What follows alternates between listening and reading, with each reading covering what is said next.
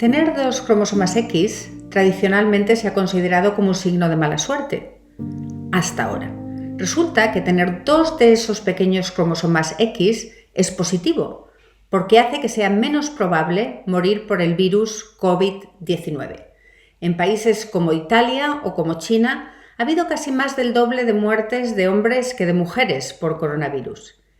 Y eso a pesar de que las mujeres están mucho más expuestas al virus. Un 75% de los profesionales sanitarios a nivel mundial son mujeres.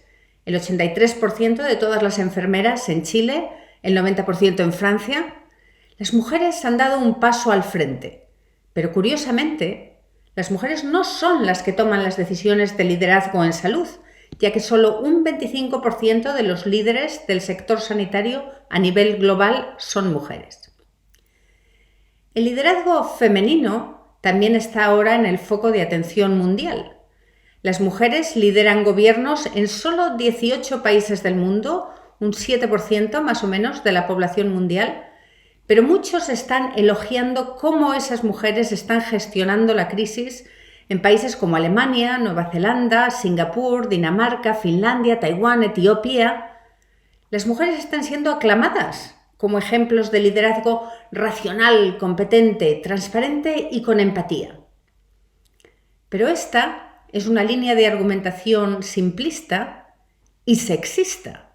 Hay muchos gobiernos liderados por hombres, Grecia, Corea del Sur, Portugal, Irlanda, que también son ejemplos de una gestión racional, competente y empática de la crisis.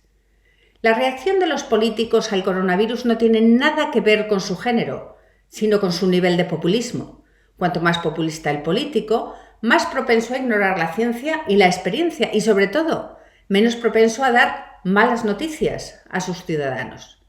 Simplemente tenemos menos mujeres populistas presidiendo gobiernos.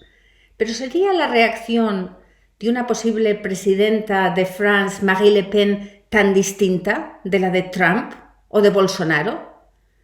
A nivel de las organizaciones internacionales tampoco hay distinción de género. La respuesta a la crisis por parte de la Comisión o el Banco Central Europeos, liderados por mujeres, ha sido en gran medida decepcionante, tan decepcionante como la respuesta por parte de Naciones Unidas, que está liderada por un hombre. La capacidad de hombres o mujeres, de los líderes, para mantener la calma y tomar decisiones competentes, sensatas y éticas no tiene nada que ver con su género. Tiene que ver con ellos mismos, con sus propias características. Es demasiado pronto para saber cuál será el efecto de la pandemia en muchos de los aspectos de la vida de las mujeres y, por tanto, en la división de género.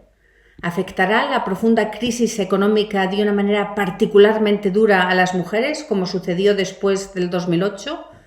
¿O el hecho de que las mujeres estén tan sobrerepresentadas en trabajos del sector de los cuidados hará que se puedan enfrentar mejor a esa crisis económica?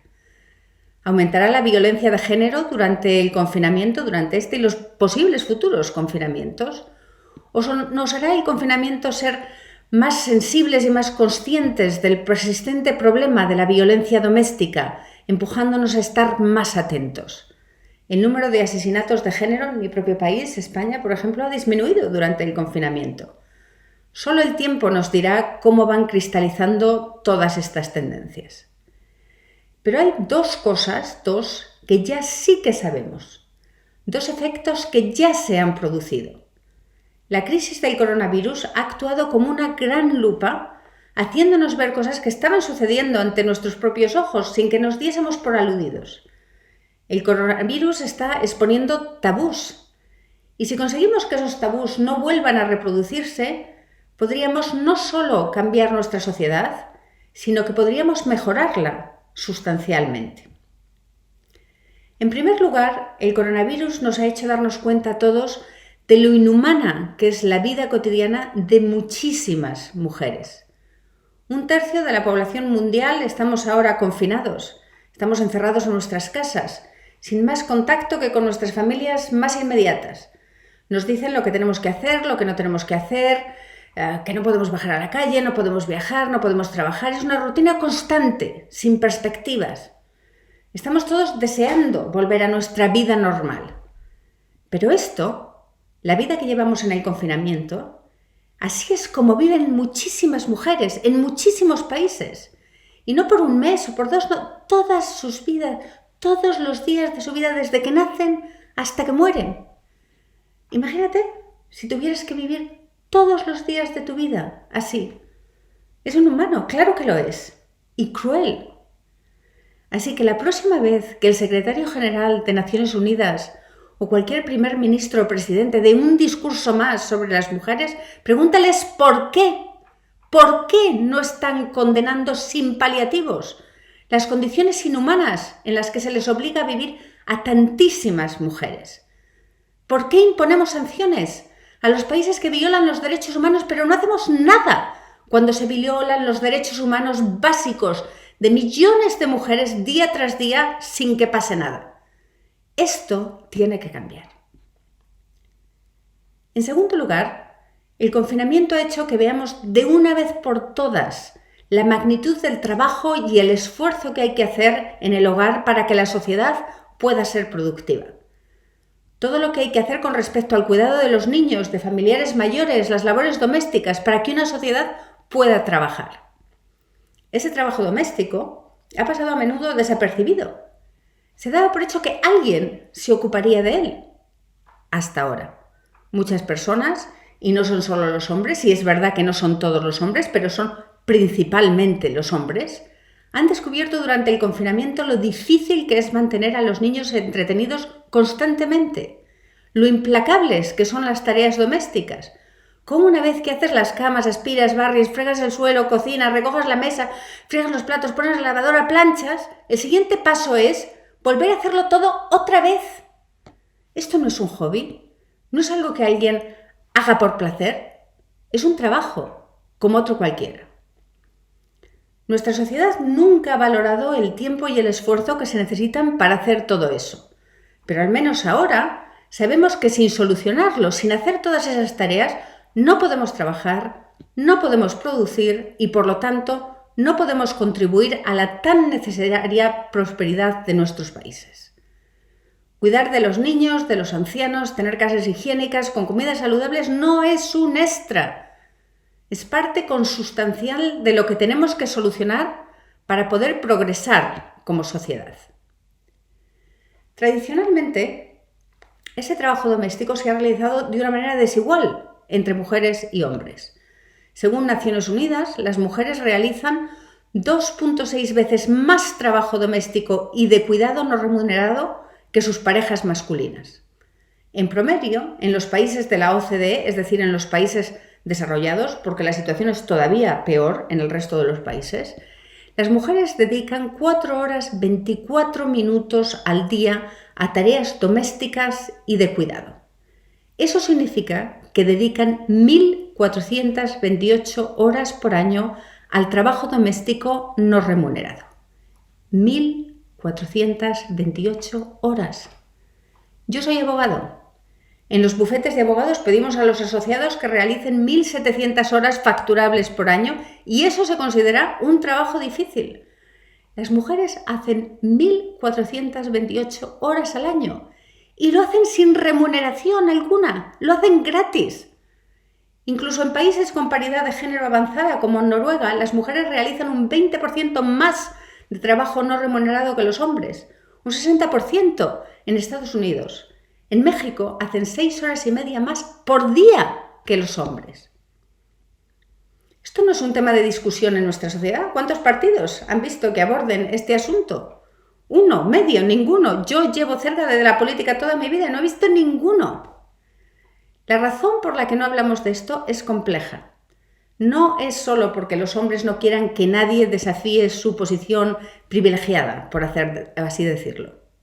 Las mujeres como yo, que trabajamos fuera de nuestras casas, también hemos permitido que esto continúe sin ponerlo en cuestión. Cuando empezamos a establecer en nuestras familias, tratamos de hacer que todo parezca fácil, ya que sabemos que si no, nuestros trabajos se cuestionarían. Y luego nos sentimos avergonzadas de reconocer que hemos aceptado una división desigual del trabajo doméstico. Todavía no hay datos sobre cómo se han repartido las labores domésticas durante la pandemia. Por ello, he pedido a la gente que compartiera sus experiencias conmigo en las redes sociales. Los resultados no son una sorpresa. La división de trabajo más común es 30% el hombre y 70% la mujer. La segunda división de trabajo más común es 10% el hombre y 90% la mujer. Y solo una pequeña minoría comparte al 50%. Esas divisiones de trabajo son independientemente de cuán ocupados están los hombres y las mujeres con sus trabajos normales. Muchas mujeres eran conscientes de que la división de trabajo doméstico en sus casas era injusta, pero ahora que lo ven así, sin filtros, les resulta intolerable. Algunas están teniendo conversaciones serias con sus parejas, que ahora también son más conscientes de lo injusto de la situación y han empezado a reequilibrar las cosas. Pero más allá de las discusiones individuales, los desafíos a los que nos enfrentamos como sociedad son cómo asignar un valor a ese trabajo, cómo reconocer el trabajo doméstico como parte de la cadena de productividad y cómo abordarlo de una manera que fomente y no que obstaculice la productividad.